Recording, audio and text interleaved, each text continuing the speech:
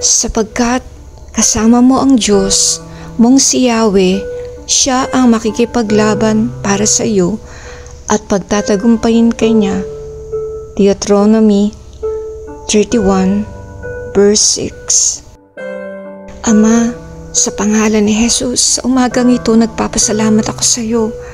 Salamat sa pangako mong ito na kapag ako'y nasa pakikipagdigmaan ng buhay, hindi ako nag-iisa, hindi ako mag-isa nahaharap sa mga labanan sa aking buhay. Father, marami po akong kinakaharap na problema, digmaan sa buhay ko. Nakikipaglaban ako para sa aking pamilya, para sa buhay ng aking mga anak, sa relasyon naming mag-asawa. Panginoon, minsan maraming pagkakataon na bibigo ako dahil lumalaban akong mag-isa.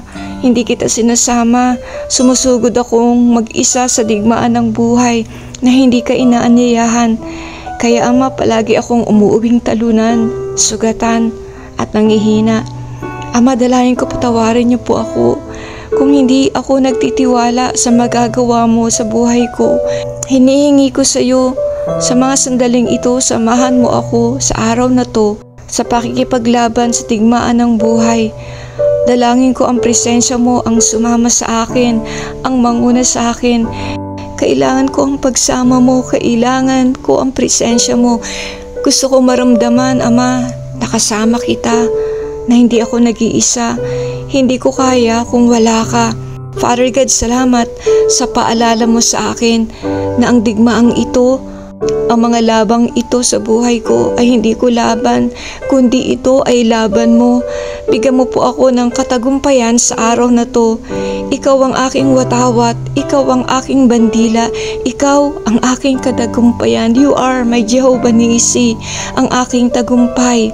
Salamat sa paalala mo sa akin na hindi ako magtatagumpay sa labanang ito ng buhay kung ako lang ang mag-isa, kung mananangan ako sa sarili kong kalakasan, kung mananangan ako sa sarili kong kakayahan. Hindi ako magwawagi sa buhay na ito sa aking mga kalaban kung wala ka, kung hindi kita kasama. Sa mga sandaling ito, Ama, nananangan ako sa iyong kapangyarihan. Nilalagay ko sa iyo ang aking tiwala sa lahat ng iyong magagawa, sa iyong kalakasan, dahil hindi ko kayang manalo kung ako lang mag-isa. Gabayan mo po ako sa araw na to. Anumang problema ang kakaharapin ko, anumang gusot ng buhay, anumang kaguluhan, kahirapan ang kaharapin ko sa araw na to. Dalangin ko, samahan mo po ako, pangunahan mo po ako, gabayan mo po ako, samahan mo po ako, Ama. Ikaw nga po ang aking kalakasan. Dahil mahina ako at wala akong kakayahang manalo, wala akong kakayahang labanan ang mga kalaban sa aking buhay. Maliligaw ako kung hindi mo ako sasamahan, kung iiwanan mo akong mag-isa sa lakbay ng buhay. Mabibigo ako, matatalo ako, Ama, kung wala ka sa unahan ko, kung wala ang presensya mo sa paligid ko, sa likuran ko. Father God, makipaglaban ka para sa akin. Fight for me. Makipagdigmaan ka para sa akin. Salamat at sinasanay mo ang aking mga daliri, ang aking mga kamay sa digmaan upang ako ay manalo sa digmaang ito. Banal na Espiritu Santo, hinihiling ko lumakad ka sa unahan ko at susunod ako sa iyo. Kailangan ko ang karunungan mo sa bawat desisyon na gagawin ko. Panginoon, salamat. Marami pong salamat sapagkat alam kong tiyak ang katagumpayan sa buhay ko sapagkat hindi ako nag-iisa. Ikaw ang aking kasama. Nagtitiwala ako sa iyo.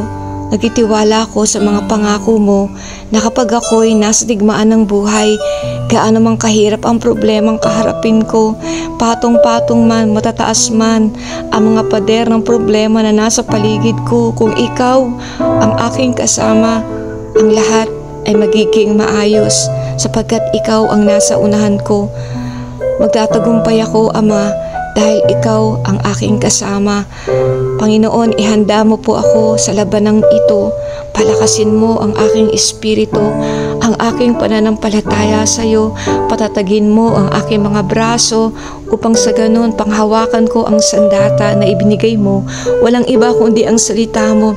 palakasin mo, patatagin mo ang aking mga tuhod, ang aking mga binti, upang makatayo ako sa labanang ito, upang matapos ko ang digmaang ito na nasa aking unahan. Ama, ihayag mo po sa akin anumang mga banta, anumang mga plano, mga pain na inilalagay ng kaaway sa likuran ko, sa paligid ko, upang sa ganon maging handa ako. Salamat sa araw na to. Salamat sapagkat hindi ako nag-iisa sa digmaan ng buhay. Salamat dahil hindi ako nag-iisa sa labanang ito. Marami pong salamat sa gagawin mo sa buhay ko. Pinupuri kita, pinapasalamatan kita. Ito ang aking panalangin sa pangalan ni Jesus. Amen.